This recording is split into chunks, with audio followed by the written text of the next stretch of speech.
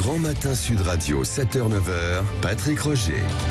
Et l'invité ce matin, Alexis Corbière, député La France Insoumise de Seine-Saint-Denis. Bonjour Alexis Corbière. Bonjour à nos auditeurs. Je leur souhaite bonne année parce que c'est vrai. C'est la première fois que je viens depuis le 1er janvier. C'est vrai. Et nous sommes le 26 janvier, donc on peut encore souhaiter évidemment la bonne année. Alors la contestation contre la réforme des retraites, les appels à manifester et à la grève, les réponses du gouvernement, la bataille politique au Parlement, le fameux 47.1, tiens on va peut-être en parler, la bataille aussi en interne à LFI, est-ce qu'il y a un risque de scission ou pas, quelques-unes des questions que nous allons évoquer. Alors commençons donc par l'appel de Philippe Martinez, le leader de la CGT, qu'on a entendu tout à l'heure d'ailleurs dans le journal. Il appelle à multiplier les actions pour s'opposer donc à la réforme des retraites. Est-ce que c'est un appel que vous relayez également ? Je le relaie, je le soutiens, je l'approuve. Que les choses soient claires, le droit de manifester, le droit de grève est la marque des sociétés démocratiques. On voit bien parfois il y a une surenchère verbale dans le débat. Attention, allez vous bloquer, etc. Non, l'application du droit de grève et l'application du droit de manifester est la marque, je le répète, de sociétés où il y a entre deux élections aussi des possibilités de quelque sorte d'un contre-pouvoir ou d'une démocratie qui se fait entendre pas seulement le jour des élections. Donc c'est bien. À partir de là, pourquoi il y a des moments ça bloque, c'est qu'on s'aperçoit, peut-être ce qui semble un peu oublié par certains, que ce qui fait tourner la machine économique, qui conduit les bus, etc., il y a des travailleurs. Et quand ils arrêtent de travailler, il y a des choses qui s'arrêtent. Ouais. Donc alors, quel est l'enjeu à partir de là ? Et de créer les conditions que soit retiré un texte qui brutalise l'ensemble du monde du travail et qui veut faire travailler 2 ans de plus l'ensemble du salariat. Tout le monde est concerné et qui va en particulier impacter tout le monde, cadres, ouvriers, employés, mais aussi les travailleurs les plus précaires, mais également les femmes. Donc c'est une réforme ni juste, ni justifiée. Selon vous ? Oui, selon moi, évidemment. Là, il y a que moi qui parle, je suis tout seul dans mon petit costume. Mais non, mais j'entends bien. Mais je veux dire, ni juste, ni justifié, c'est-à-dire qui n'est pas juste du point de vue social, qui va impacter en particulier ceux qui étaient en première ligne, ceux que des trémolos dans la voie, le président de la République a salué pendant la crise du Covid, ceux qui se lèvent tôt, ceux qui habitent dans mon département, la Seine-Saint-Denis, il faut les voir à 6h du matin, etc. C'est eux, ceux qui ont commencé tôt, vont travailler encore plus longtemps. Bref, et ni justifié parce que notre système des retraites, certes, à partir de l'année prochaine, dit-on, même si cette année le système est encore excédentaire, il y aura quelques milliards qui représentent peut-être 3% de l'ensemble de ce que représente le budget des retraites, 346 milliards, et on nous dit il y aura peut-être 10 milliards, 10, 12 milliards certaines années, puis après ça reviendra. Donc c'est pas justifié parce que d'autres solutions existent. On peut en parler, c'est déjà dans les débat public. On en a déjà beaucoup parlé. Mais est-ce que c'est justement retirer le texte pour vous, ou alors est-ce que ça peut être l'aménager ? Bon, moi, d'abord, je vais être sincère. Je pense qu'il faut retirer ce texte. Ce texte, je l'ai amené. On est à la radio. Mais c'est ça. Il arrive. 21 articles, donc qui vont être débattus à l'Assemblée nationale à partir de la semaine prochaine. Sur ces 21 articles, il y en a un qui concentre l'essentiel de ce qui est la grande controverse. C'est l'article 7, qui est celui qui dit on passons de 62 à 64. Après, il y a toute une série d'autres petites choses. Nous, on va faire un travail parlementaire qui vise effectivement à créer les conditions que ce texte ne soit pas adopté parce alors que je suis contre. Ça va être quoi ce travail parlementaire ? Ça va être de déposer justement aussi des milliers d'amendements, c'est ce qu'a redit Mathilde Panot ? Mais elle n'a pas, que les choses soient claires, elle n'a pas dit comme ça. Moi, quand j'entends parfois le gouvernement dire « Ah, vous allez faire de l'obstruction parlementaire », je dis non, on va faire de la valorisation parlementaire. C'est-à-dire qu'on va faire notre travail. Et vous savez, moi je pense que, je sais plus, c'était une de mes amies écologistes qui disait « On va faire du Parlement une ZAD ». Moi, je suis pas d'accord avec ça. Moi, je veux faire du Parlement... un parlement à défendre. Ce que je veux dire par là, c'est qu'il faut créer les conditions d'un débat parlementaire. Et ceux qui ne le permettent pas, ce vrai débat parlementaire, c'est le gouvernement. Parce que vous l'avez dit, Patrick Roger, tout à l'heure. Ils veulent utiliser une procédure qu'on n'a jamais vue jusque-là. Alors c'est le 47.1. On précise que c'est dans le cadre en fait de la possibilité d'utiliser le 49.3 sur un texte budgétaire, le 47.1 qui permet de réduire en quelque sorte le temps des débats pour faire passer un texte. Vous voyez, on en apprend tous les jours. Les Français ont découvert le 49.3. Maintenant, on découvre le 47.1, jamais utilisé. Alors, de quoi on parle ?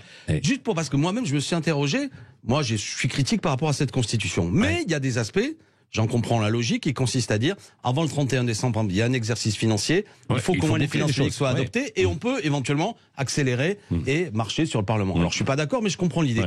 Mais là, il y a un problème.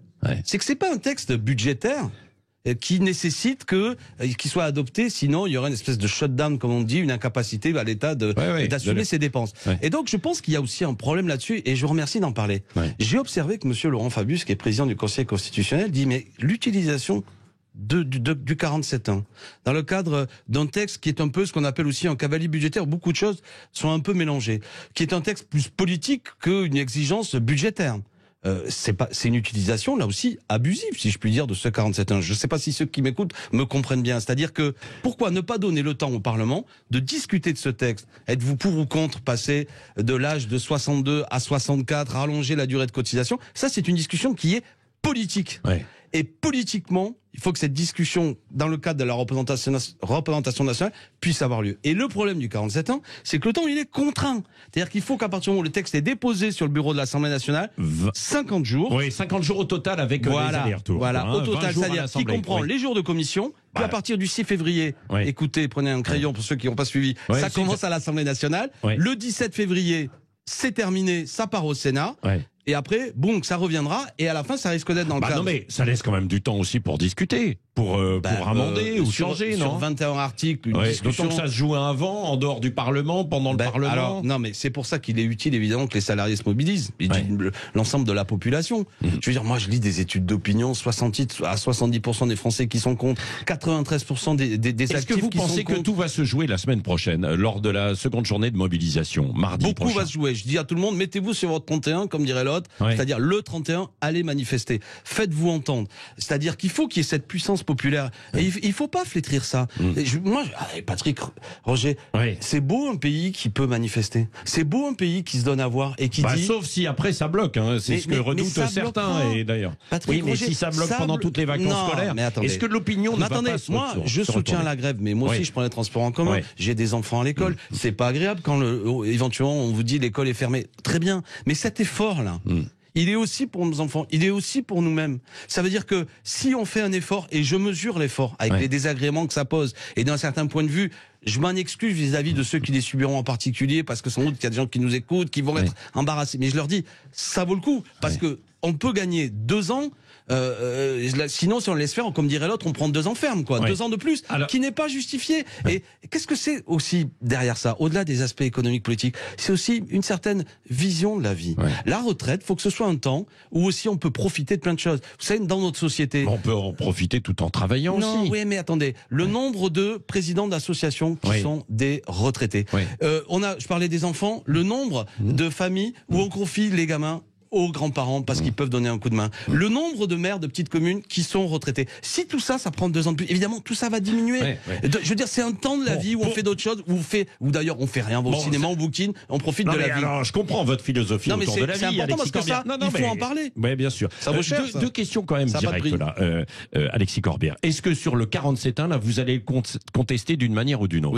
Oui. Il y a un recours. Vous allez engager un recours? Alors on verra. Ça, c'est à la fin de toute manière les conditions de la bagarre auront lieu, mais de toute façon, on dépose une motion, comme on dit, de rejet préalable pour commencer la discussion au Parlement. C'est-à-dire d'abord une discussion, est-ce que le texte doit être adopté? Et je pense que mes amis qui défendront cette motion de rejet préalable argumenteront en particulier aussi sur le caractère baroque et anti-parlementaire, et qui est quand même problématique sur le terrain démocratique de l'utilisation de cet article. Et après aussi, on va même déposer une motion dite référendaire. Et on verra si on arrive à référendaire, c'est-à-dire une motion qui demande à ce que le texte soit soumis à référendum. Parce que là aussi, avec le Rassemblement national. Mais écoutez, c'est dans le cadre du Parlement. C'est pas le sujet. Je veux dire, pour une fois, vous pouvez vous entendre avec le Rassemblement national. Patrick, Roger, sur le référendum. Il y a parfois, chaque fois, parce que ici à Sud Radio, on se parle librement, je vous remercie, mais je veux dire, on peut aussi avancer des idées, c'est que chaque fois on essaie de m'accrocher au paletot et Madame Le Pen dit, moi je m'en fous. La question c'est, est-ce qu'on consulte le peuple? Et qu'est-ce que c'est que la démocratie? La démocratie, c'est quand même qu'en dernière analyse, ceux qui sont élus pourraient un peu comprendre qu'ils sont normalement censés représenter le peuple. C'est la question de la souveraineté populaire. Sur un dossier aussi important, je dis pas surtout des questions au quotidien. Est-ce qu'on peut consulter le peuple? Est-ce que la souveraineté populaire peut s'exprimer? Et le référendum peut être un bel outil démocratique pour dire voilà, je m'appelle Emmanuel Macron, je pense que le système des retraites est en danger, donc je vais vous faire travailler 2 ans de plus pour le sauver. Et il développera son argumentation. Et nous, on pourra faire entendre aussi une argumentation qui dit qu'on peut faire autrement. Si on revient sur des exonérations de cotisations, si on crée les conditions, effectivement, que ce système de retraite soit pérennisé, etc., etc. Bon, on peut, mais je veux dire, c'est au peuple de trancher. Bon, moi, je m'inclinerai devant le peuple. Je retiens quand même ce matin contestation du 47.1 et puis donc cette motion aussi d'un référendum que là vous allez déposer. Et après, pour vous répondre, dépôt d'amendements évidemment significatif. Et moi, ce que je souhaite aussi, c'est que pendant le temps contraint qui nous est donné, combien des milliers, il y en aura, mais pas le chiffre que vous dites, pas 1000 par parlementaire, mais il y aura en tout sur les 150 députés de la NUPES, il y aura des milliers d'amendements. Mais il y en aura même. Mais ce qu'on veut, je vais vous dire. On veut arriver au moins à ce qu'on puisse discuter de l'article 7. Il y en a 21, parce que sur cet article, c'est celui de la durée de cotisation. La durée de cotisation. Que les choses soient claires. Enfin, je suis un peu technique, j'espère qu'on se comprend, mais bien sûr, on veut quand même que, on s'embourbe pas sur des sujets un peu plus annexes, qu'on puisse discuter de ça, parce que moi, je demande à voir qui va vraiment voter. Je voudrais vous dire une chose, c'est que 577 députés à l'Assemblée nationale, 289 députés pour avoir la majorité. J'observe que pour l'instant, le gouvernement il n'a pas la majorité. Alors on me dit, il y a les députés LR qui vont voter pour lui. Il y a 62 députés LR. Il faudrait qu'il y en ait 40 qui votent pour la réforme. Je suis pas sûr qu'ils y arrivent. Parce que ils sont divisés. Ils sont divisés. Donc il est possible qu'il n'y ait même pas de majorité à l'Assemblée nationale. Vous imaginez, Patrick Roger, un pays dans lequel on veut imposer une réforme que les Français ne veulent pas et dont le Parlement n'arrive même pas à obtenir une majorité. Là, il y a quelque chose qui est pas sain, qu'il faut pas banaliser. Pour ça, je dis les amis, sur le plan économique, c'est pas justifié. Sur le plan démocratique, c'est pas justifié. Donc levons-nous le 31, allons manifester pour dire non. Bon, on a compris votre message, Alexis Corbière. J'ai 2 questions encore ce matin. L'Allemagne, les États-Unis vont livrer des chars à l'Ukraine plus conséquents, plus lourds. Est-ce que la France doit en faire de même avec les fameux chars Leclerc? C'est compliqué comme dossier. Premièrement, que les choses soient claires, un char Leclerc, ça se conduit pas comme une Twingo. Ce qu'on appelle livrer des chars, c'est quasiment, j'ai vu, pratiquement 1 an avant qu'ils soient en capacité d'être livrés, que l'armée ukrainienne puisse en disposer. Donc, ne croyons pas qu'on va régler c'est des sujets extrêmement lourds.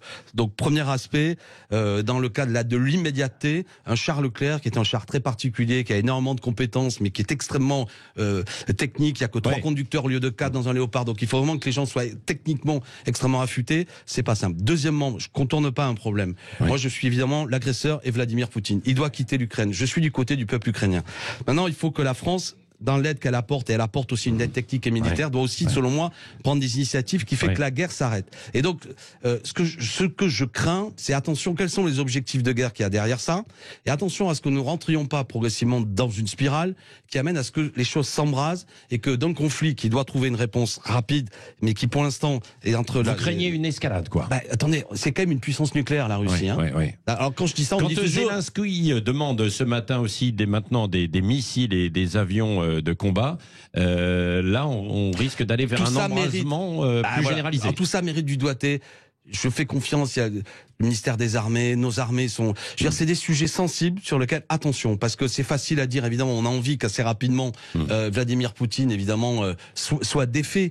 Mais là, les conditions sont réunies pour que, si on n'y fait pas garde, si la France est entraînée là-dedans, avec les États-Unis qui sont derrière et la Russie, c'est quand même des premières puissances mondiales qui ont, même si la Russie, elle a été beaucoup décriée dernièrement, que son armée est pas très compétente, ça reste quasiment la première puissance nucléaire.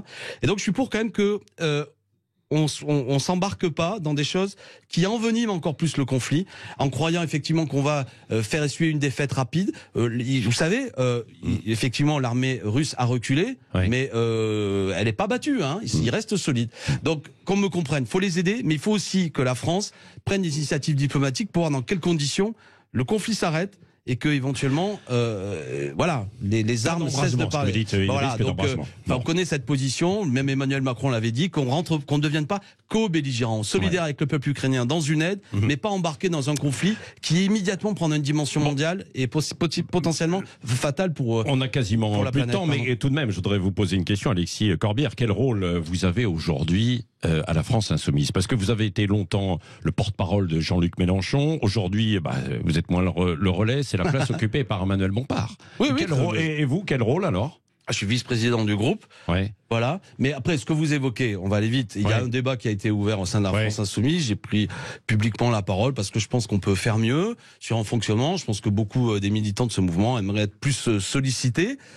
Ceci dit, sans langue de bois, on rentre dans le conflit sur les retraites et vous observerez que je pense qu'à l'heure actuelle, il faut garantir notre unité, notre efficacité. Drapeau blanc au sein de la France Insoumise. Oui, même si le débat se continue, mais je veux dire, j'utilise pas les médias pour continuer une discussion que j'ai en mon sein. Je pense que vous avez une discussion avec Jean-Luc Mélenchon, vous vous parlez, vous vous voyez. J'ai cru comprendre que vous voyez un peu moins.